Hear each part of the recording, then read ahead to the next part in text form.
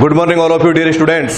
अपन पढ़ रहे थे रे ऑप्टिक्स और आज अपन रे ऑप्टिक्स में पढ़ने वाले हैं ह्यूमन आई के बारे में। बोले तो मानव नेत्र, वैसे तो आपने 10th क्लास में पढ़ा होगा और जो बायो के स्टूडेंट है वो तो जानते भी हैं। क्या पढ़ते हैं सर? ह्यूमन आई। बोले तो मानव नेत्र। मानव नेत्र में एक लेंस लगा होता है सर, आपको दिखाई दे रहा होगा ये लेंस लगा होता है, ठीक है। यह लेंस होता है उत्तल लेंस।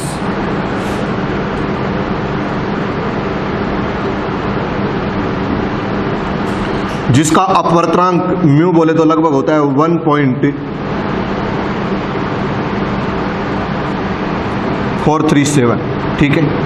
यहां पर ये जो नेत्र है, ये लेंस है, इसके ऊपर एक ये उभरी हुई आकृति पाई जाती है। इस आकृति को बोलते हैं कॉर्निया। कॉर्निया और इस नेत्र के ये बीच में थोड़ा जो आपको उभरा हुआ पार्ट दिखाई दे रहा है, यहां पर एक द्रव्य पाया जाता है जिसे नेत्रोद कहते हैं, ठीक है। ये जो इसके पीछे वाला भाग है, यहां पर भी द्रव्य भरा रहता है जिसे वाइट्रस ह्यूमर या क्या बोलते हैं सर, काचाभ द्रव्य बोलते हैं। ये जो नेत्रोद है इसको बोलते हैं sir aqueous humour. Vitreous humour और एक्वस ह्यूमर का जो अपवर्तनांक होता है वो लगभग समान होता है और ये होता है म्यू बराबर 1.336 होता है, ठीक है। इन दोनों का अपवर्तनांक बराबर होता है और कितना होता है 1.336, और इस लेंस का अपवर्तनांक कितना होता है 1.437। ओके, आगे देखना सर। ये जो होता है इसको बोलते हैं रेटिना या इसको बोला जाता है दृष्टिपटल,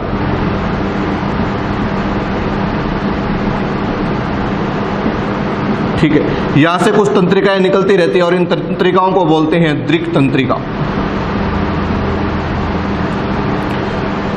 यहां पर कुछ इस लेंस को पेशियां पकड़ के रखती हैं, ठीक है सर। यहां से जकड़ी हुई है ये पेशियां, यहां से जकड़ी हुई है। इन पेशियों को बोलते हैं पक्षमाभी पेशियां, बोले तो सिलेरी मसल्स, बोले तो पक्षमाभी पेशियां।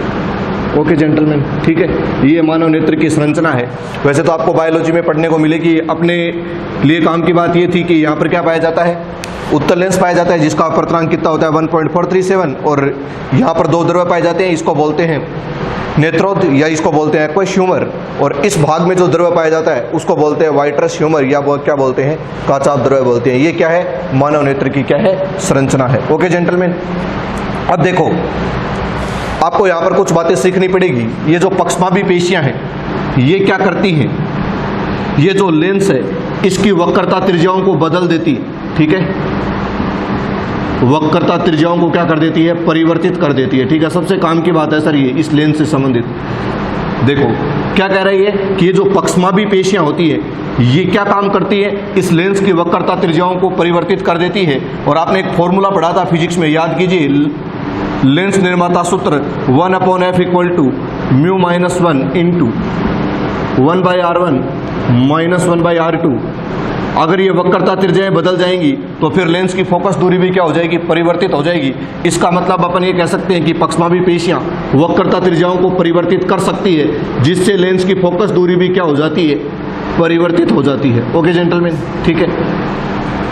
तो पक्षमाभी पेशियां क्या काम करती है, तो पक्षमाभी पेशियां जो है वो ये जो लेंस है इसकी फोकस दूरी को क्या कर सकती है, परिवर्तित कर सकती है। ओके जेंटलमैन, इसको यहां से इरेज करूंगा, ठीक है, मिटा दूं।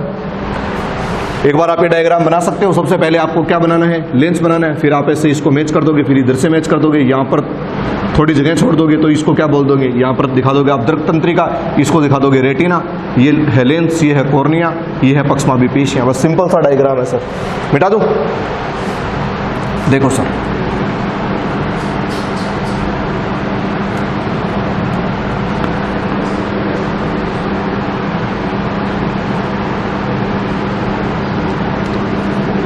देखो ये जो पक्षमाभी पेशियां होती है, जब अपन दूर की वस्तु को देखते, कौन सी वस्तु को, दूर की वस्तु को, तब तो जो पक्षमाभी पेशियां होती है वो रिलैक्स होती हैं, बोले तो शिथिल होती है, ठीक है सर। और इस अवस्था के अंदर जब आप दूर की वस्तुओं को देख रहे हैं तब पक्षमाभी पेशियों में जो तनाव होता है वो क्या होता है, न्यूनतम होता है, ठीक है। इसी प्रकार देखिए, जब आप निकट की वस्तु को देखते हैं, निकट की वस्तु को देखते हैं तो क्या होता है कि पक्षमापी पेशियां जो होती है वो कॉन्ट्रैक्ट होती है, अर्थात बोले तो संकुचित होती है, ठीक है। और इस अवस्था में जो तनाव होता है वो क्या होता है, मैक्सिमम होता है, ठीक है। तो निकट की वस्तु को देखने के लिए पक्षमापी पेशियों में जो तनाव होता है वो क्या होता है, मैक्सिमम होता है। Okay gentleman. और दूर की वस्तु को देखते समय जो तनाव होता है वो क्या होता है, न्यूनतम होता है, ठीक है। मिटा दो इसको। अब देखो, ह्यूमन आई में अपन को पहला पॉइंट पढ़ना है समंजन क्षमता, जिसके बारे में आपको जानकारी होनी चाहिए। तो मैं लिख रहा हूं पॉइंट नंबर फर्स्ट, बोले तो समंजन क्षमता।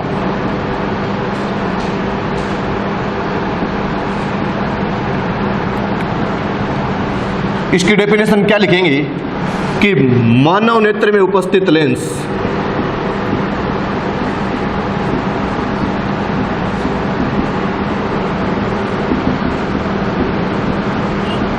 अपनी फोकस दूरी को स्वतः परिवर्तित कर सकता है, अपनी फोकस दूरी को स्वतः परिवर्तित कर सकता है।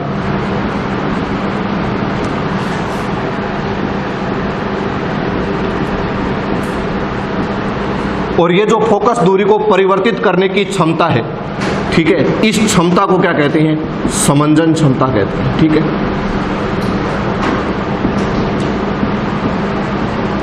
क्या लिखोगे डेफिनेशन कि मानव नेत्र में उपस्थित लेंस से अपनी फोकस दूरी को स्वतः परिवर्तित कर सकता है।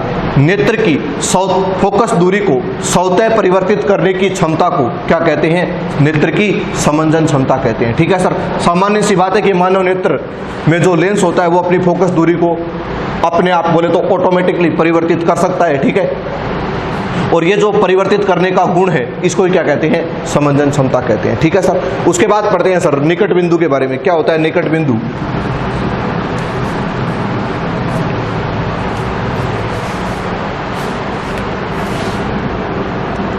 निकट बिंदु, ठीक है, नियर पॉइंट। स्वस्थ मनुष्य के लिए निकट बिंदु का मान होता है 25 सेंटीमीटर, ठीक है सर। क्या होता है निकट बिंदु, देखिए वह बिंदु, वह नेत्र के निकटतम वह बिंदु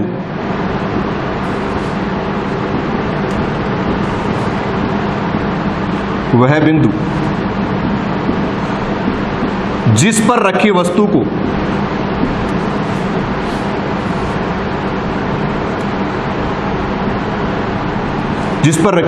का मानव नेत्र द्वारा, मानव नेत्र लेंस द्वारा,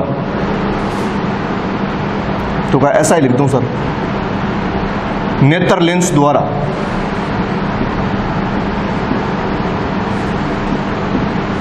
स्पष्ट प्रतिबिंब बना दिया जाता है,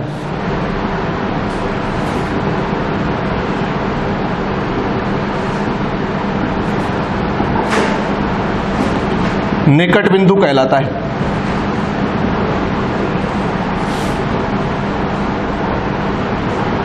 ठीक है। और निकट बिंदु की नेत्र से दूरी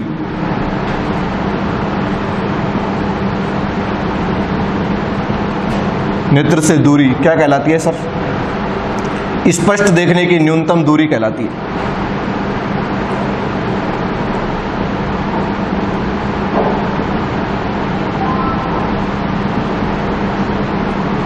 स्पष्ट देखने की न्यूनतम दूरी कहलाती है। देखिए सर, ये मान लीजिए एक आई है, अब देखो इससे स्वस्थ मनुष्य के लिए अगर कोई वस्तु 25 सेंटीमीटर डिस्टेंस पर है तो आप इसको स्पष्ट रूप से देख सकते हैं। ठीक है सर।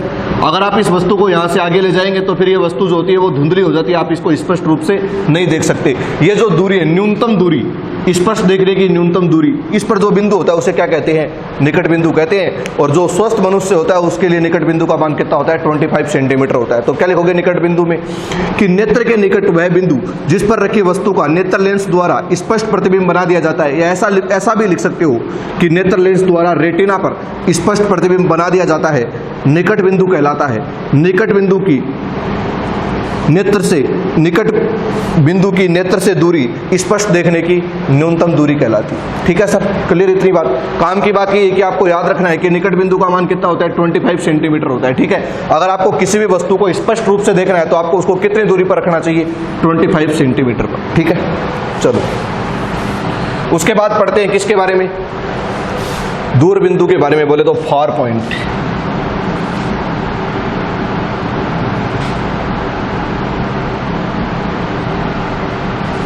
ठीक है, दूर बिंदु जो होता है वो क्या होता है, अनंत पर होता है। ठीक है, एक जो स्वस्थ मनुष्य होता है उसके लिए जो दूर बिंदु होता है उसका मान कितना होता है, इनफाइनाइट होता है, बोले तो अनंत होता है। ठीक है, क्या लिखेंगे,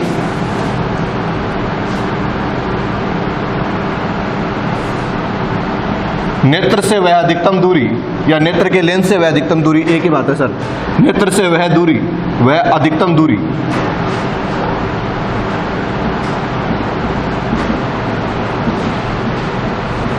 जिस पर रखी वस्तु का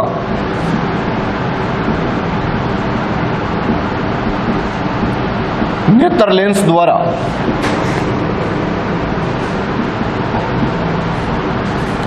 रेटिना पर स्पष्ट प्रतिबिंब बना दिया जाता है,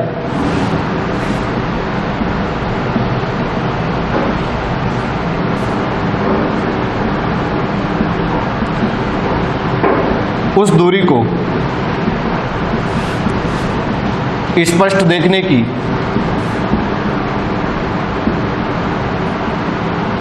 अधिकतम दूरी कहते हैं तथा इस बिंदु को दूर बिंदु कहते हैं।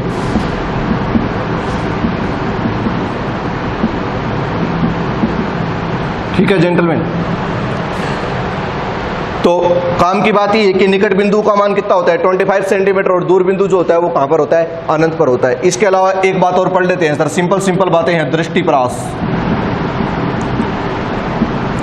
जो हेल्थी मनुष्य होता है उसकी आई 25 सेंटीमीटर से लेकर इनफाइनाइट तक की वस्तु को आसानी से देख सकती है, तो दृष्टिपरास जो होता है वो क्या होता है, 25 सेंटीमीटर से अनंत तक। ठीक है सर, क्लियर इतनी बात। तो दृष्टिपरास का मतलब क्या है कि जो स्वस्थ मनुष्य होता है वो 25 सेंटीमीटर से लेकर अनंत तक की वस्तुओं को आसानी से देख सकता है। ठीक है, या स्वस्थ मनुष्य का जो नेत्र होता है वो 25 सेंटीमीटर से लेकर अनंत तक की वस्तुओं को आसानी से देख सकता है, और इसे क्या कहते हैं, दृष्टिपरास कहते हैं। ठीक है, एक दो बातें और कर लेते हैं। देखो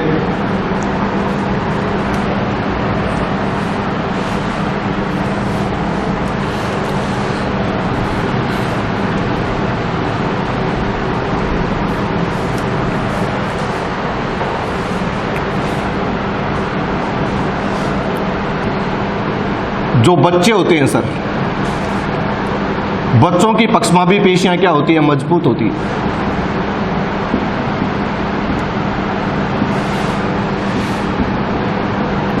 क्या होती है, मजबूत होती है। अतः ये आसानी से संकुचित हो सकती हैं। इसलिए बच्चों के लिए जो निकट बिंदु होता है इसका मान कितना हो सकता है सर, निकट बिंदु का मान आप कहेंगे सर 7 सेंटीमीटर से 8 सेंटीमीटर तक भी हो सकता है। ठीक है सर,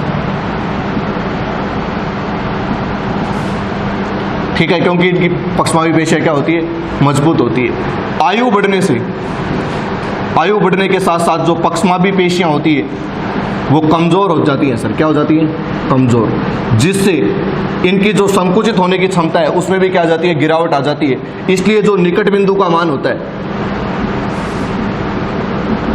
वो 1 से 2 मीटर दूरी तक चला जाता है। ठीक है सर, मतलब निकट बिंदु 25 सेंटीमीटर से कहां पहुंच जाता है, 1 या 2 मीटर पर पहुंच जाता है। ठीक है, ओके जेंटलमैन।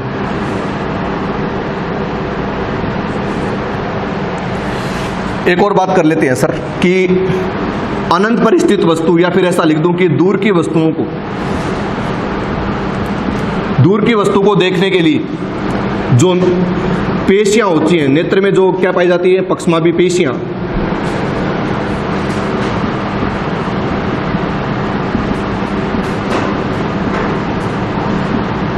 उनमें जो तनाव होता है वो न्यूनतम होता है। ठीक है सर,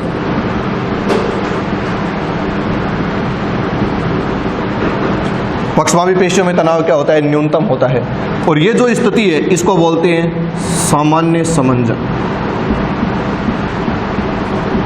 ओके जेंटलमैन, ठीक है सर, ये सिंपल बातें थी, मानव नेत्र के बारे में कुछ बातें थी, ठीक है। बस काम की बात एक है, यहाँ से अगर आप देखना चाहो तो एक तो आपको निकट बिंदु का मान याद रखना है जो अपने आगे काम आएगा 25 सेंटीमीटर, और एक आपको याद रखना है दूर बिंदु का मान जो कितना होता है, अनंत होता है, ठीक है। इसके बाद आपको एक पॉइंट और याद कर लेना है यहाँ पर कि जो बच्चे होते हैं उनकी पक्षमापी पेशियाँ क्या होती है, मजबूत होती है, इसलिए निकट बिंदु का मान 25 सेंटीमीटर से भी कम हो जाता है। और जो वर्धायु, जब आयु बढ़ती है या वर्धावस्था में जो निकट बिंदु होता है वो 1 से 2 सेंटीमीटर तक पहुंच जाता है। ओके जेंटलमैन, नेक्स्ट वीडियो में अपन पढ़ेंगे डिफेक्ट्स ऑफ आई, बोले तो मानव नेत्र के दोष।